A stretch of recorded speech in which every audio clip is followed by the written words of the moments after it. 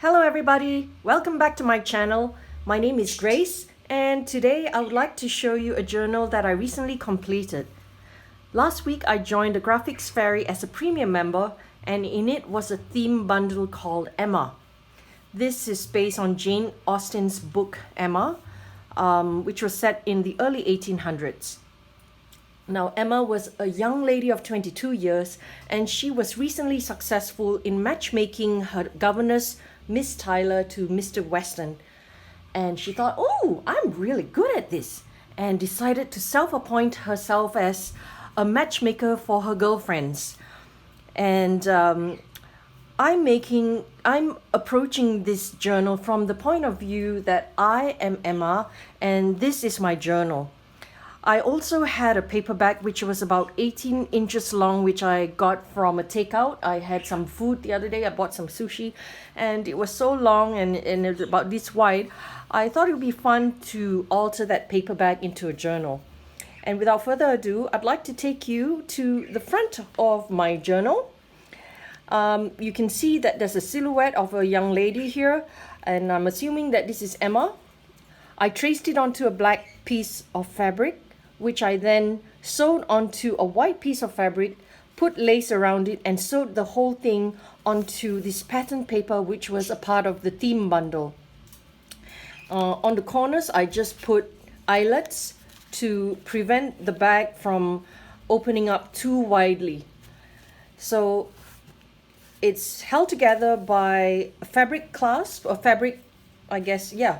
a fabric clasp. And if you open it up, you can see this is the part of the paper bag, the opening here. And in it, there's a pocket, which reveals a map of London, a very old map, which I aged and tore in certain places to make it look very old. And Emma probably used this to show her coach drivers where she would like to go. Now, Emma was a bit of a socialite, always attending balls, concerts, and the races and whatnot. So I would imagine that she would use this map a bit like a modern, olden day GPS, I suppose. And here we have fares of how much it would cost to take one of those carriages. And this was sourced from the internet. So you can see the cost of it to go to Hyde Park, blah, blah, blah. Okay. I left the back of it blank. My friend can write on it if she likes. So now if you open the journal, there's a little pocket here which I created. It is embossed.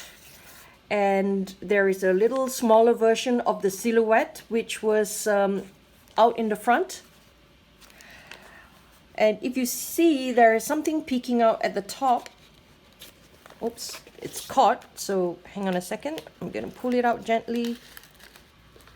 And I created a quill using a ball pen. And I know that this is probably not very accurate because in the 1800s people didn't use ball pens, they didn't have ball pens, but I know that they did have quills. I just put a ball pen in there so that my girlfriend, doesn't have to go around searching for a bottle of ink. There, and she can use it to journal when she opens up this diary. Now this is just cotton paper. I bought it from a garage sale. It's 25% cotton, and people use it in their resumes. It has a very nice texture, almost aged, I believe. It looks very vintage, and I thought it was perfect for this diary. I kept it plain because my girlfriend doesn't know much about junk journaling, and I wanted to make it practical for her. So if you open up the diary, you can see how long the paper bag originally was. And here on the side, there is a little pocket, which I included 4 printed bookmarks from the theme bundle. And there's a picture of the bonnets and hats that women in that Regency period would wear. It's very feminine. And here I just combine images from the Graphics Fairy and Tracy Fox as a bit of a decoration. Now, for those of you who are not familiar with the story of Emma, Emma at that time was in love with a young man called Frank Churchill, but she did not know at the time that she was also in love with another man called George Knightley. So she was seeing a few people at a time, not intentionally, because in those days of old, it's not like times like now. You'd have to go out with a chaperone, and people would come calling to the house, and George Knightley would bring her flowers, because he was also secretly in love with Emma. He was hiding it from her, but he expressed it in ways that he gave her flowers, and being the sentimental person that she is, she decided to press them and make them into specimen cards. So I followed a tutorial by a lady called Amanda Taylor from World of Muchness. I belong to a Facebook group called Junk Journal Tutorials, and she showed us all how to make these specimen slides. I can put a link of her tutorial in my link below. But I've actually printed this on transparency, and you can see when it's quite beautiful when you actually put it against a piece of paper. And I just use the Tracy Fox printable to label it, to make it look more scientific, and left the backs blank for journaling. So that goes in here. And on the back, we have a pocket that reveals 2 tickets to balls. The first one was, they're both addressed to Emma Woodhouse, and the date shows 1809. She will be about 14 or 15 years old at this time, and the reason why she's holding on to this ticket or invitation, because it was her very first ball. In the Regency period, young ladies would come out into society, and they would have a coming out ball where they would be introduced to society, and sometimes they end up meeting their future husband in these social gatherings. So this was her very first ball, and she's held on to it as a precious memento. The second one is more recent, 1816, and she's just holding them together so that it's a place for safekeeping in her diary. The backs of the tickets are blank, left for journaling. And in here is a photo of one of the mansions that she would be attending the ball in. Now, this is historically inaccurate because in the 1800s, the early 1800s, they didn't have photos taken and they didn't have cameras. But who cares, right? This is for fun. And in here it reveals a little pocket, but if you tug on the lace, it reveals a postcard of Emma's garden, with the statues in her garden. The back of it has been left blank for journaling. And here's just another printable from the Graphics Fairy, which I modified. So if you open up the diary even further, you think, okay, that's pretty much it. There's nothing else. But, if you pry a little bit more, you'll see that there is a secret. Well, it's not so secret. There's another pocket here. And if you pull out, there's a faux leather journal which I created. And you can see Emma has her name embossed here. So how I did this was I used this metal stamps, which is people use to stamp on jewelry. So I usually use this for stamping on wood. So it's pretty hard stuff. So I hammered it onto this journal here, and I put some gold over it to emboss it. So if you look inside this diary, you can see that there is an entry. I created this entry myself on Photoshop, but you can see that there's an entry dated June 1815, and Emma's written, Miss Tyler, Arrow, Mr. Weston, success. So like I said, she was very emboldened by her success in matchmaking the two, that she decided to matchmake her friend Harriet Smith to a Mr. Philip Elton. And that was met with disastrous results because Mr. Elton was, very stuck up. He thought that she was beneath his station. So he thought himself too la-di-da for her. Well, poor Harriet, then she moved on to George Knightley, and she confided to Emma that she had a crush on Mr. George Knightley. And when Emma heard that, she thought, oh my goodness, I'm in love with George Knightley too.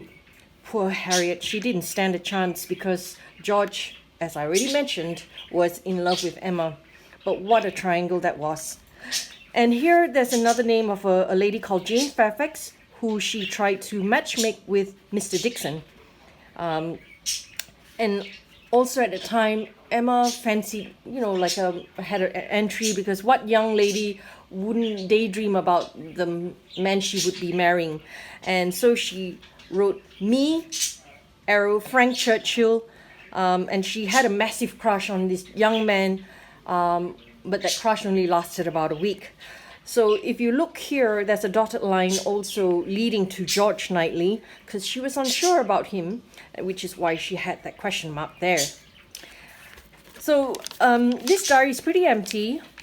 She used it more to store her newspaper clippings because she appointed herself as a matchmaker, and she had to keep abreast of all the latest trends in fashion.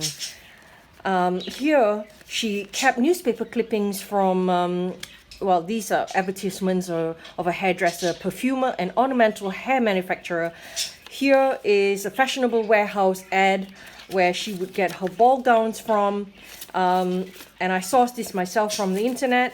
And here are some newspaper clippings from the local paper of what was trendy at the time.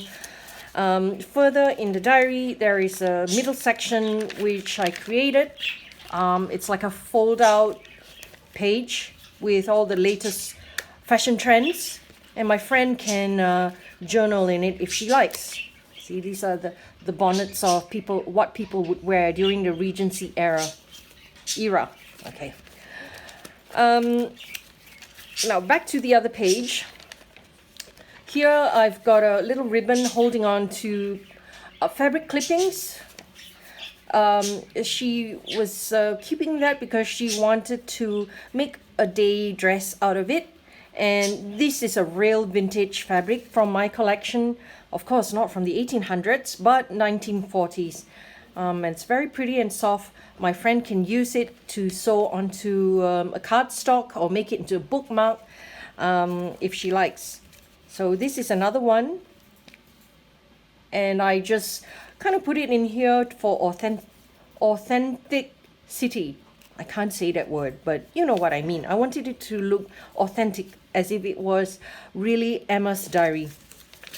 Okay, I'm just going to put this back. Now, if you look, there's another pocket that reveals a calendar.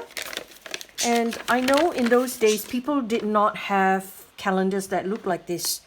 But this was just, created for fun. And I wanted to give people a snapshot of what her calendar would look like. And I went to do some research. And, these are actually based on real events that took place in the 1800s, early 1800s. So I imagine that this was Emma's life in 1815 and where were the places that she would have gone to. So, like I said before, she's from an upper class family and a real socialite. So we have examples of what she would be doing. Here we have high tea with the Weston family. She has a pleasure ball on Saturday and fox hunting with the Knightleys. Stroll in the park with Mr. Churchill, of course, with a chaperone. In those days, like I said, a lady could not go on a one-on-one date with a gentleman. It was just not the done thing. It's not proper at all, excuse me. And you needed to have a chaperone to go with you.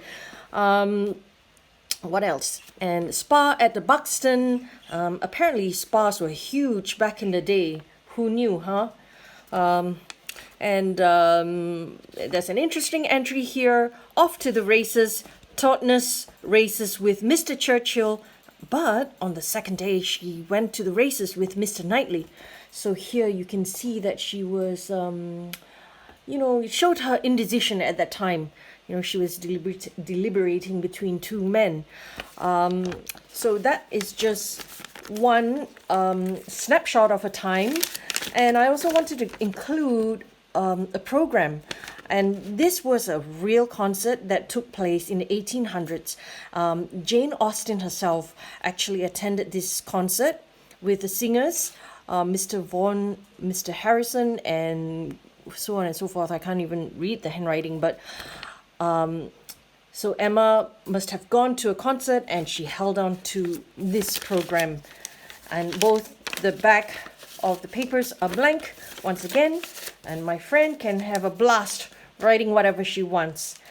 But just before we go, I thought it'd be fun to include a really, really secret pocket. Not, one, only the person who owns the diary would know about this. And in this corner at the very start, near the at the cover, there's a pocket, and there's a photo of Mr. Knightley. Didn't he look handsome back then? Also, unbeknownst to anybody except the owner of the diary, there is a note stuck in it, and it is a secret proposal from Mr. Knightley that says, "Marry me, my wonderful darling friend." Mr. Knightley did say this to her in person, and it's in the book or the movie, but I just wanted to put it on a piece of paper to make it more romantic. Why not, right? Well, I hope you have enjoyed my flip through of the journal, and thank you for watching as always. I hope to see you all one day. Bye.